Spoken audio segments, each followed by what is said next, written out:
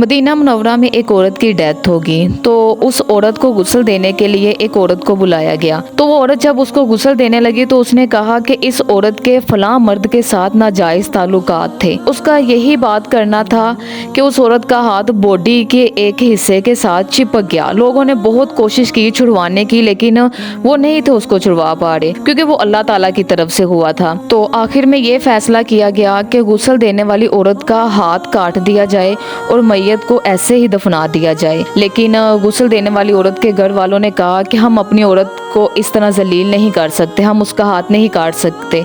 फिर फैसला किया गया कि मैयत के जिस्म का वो वाला हिस्सा काट दिया जाए और ताकि उसके बाजू को उससे रहाई मिल सके। लेकिन मैयत के जो घर वाले थे उन्होंने कहा कि हम इस तरह अपनी मैयत की तजलील नहीं कर सकते।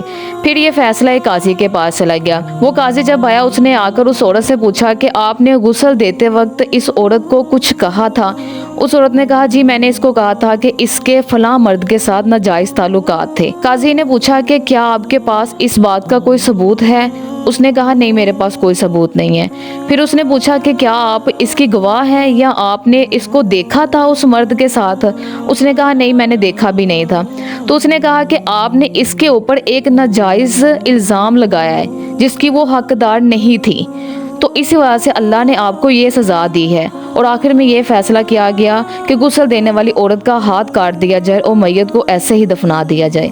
तो आज हम किसी को जलील करने से पहले, किसी पर इल्ज़ाम लगाने से पहले 1 मिनट के लिए भी नहीं सोचते।